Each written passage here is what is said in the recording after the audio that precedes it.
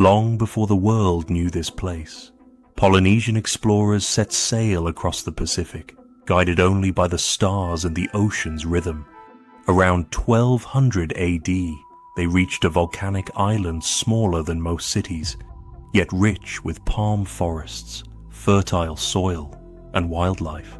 Here, they built a unique society, complex, organized, and deeply spiritual. They called their home Rapa Nui, and they believed their ancestors' spirits lived among them.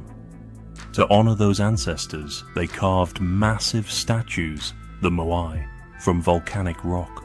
Each one represented lineage, power, and protection. But creating them was only the beginning.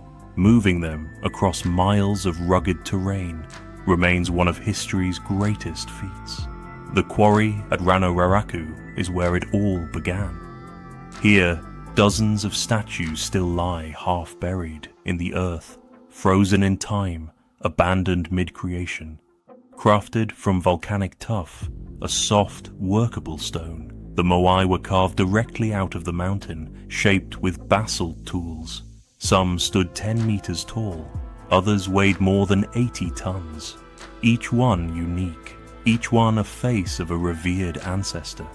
But the people of Rapa Nui didn't worship these statues. They believed the Moai embodied mana, a spiritual energy connecting the living to the dead. And to bring that power home, they had to move the Moai from the quarry to their sacred platforms. Oahu, near the coast, that's where the true mystery begins.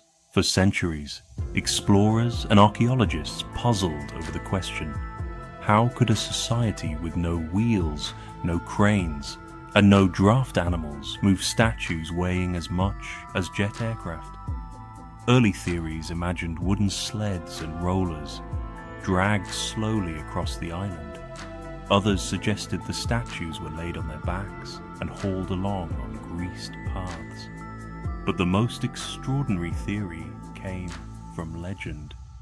The island's oral tradition spoke of powerful chiefs and priests who used mana or even magic to make the statues walk.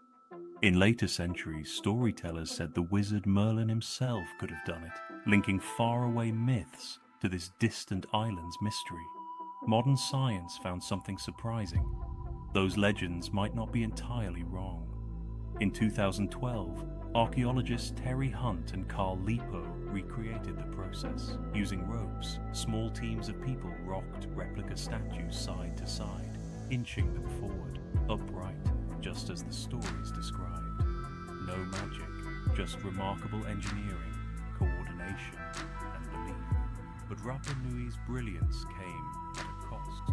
Over centuries, its forests vanished, trees cut for canoes, homes, and to move the Moai themselves. Without trees, erosion followed. Crops failed. Some historians believe this led to civil conflict, rival clans toppling each other's statues, turning symbols of pride into ruins. When Europeans arrived in 1722, they found a fragile society, diminished yet still resilient. To outsiders, Easter Island became a cautionary tale of collapse. To its descendants, it remained a sacred homeland and a story of survival.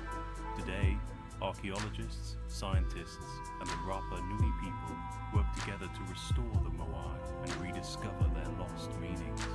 Ground-penetrating radar and carbon dating reveal that many statues have full bodies buried beneath the soil.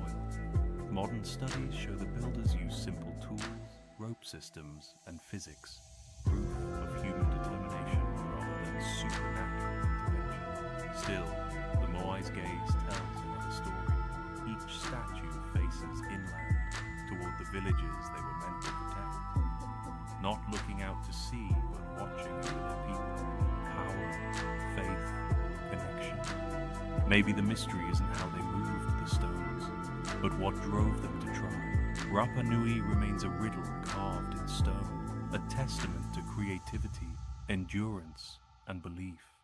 From myths of magic to the science of movement, the story of the Moai reminds us of one truth: what seems impossible often isn't. ancient technology, human genius, or something else entirely? You decide.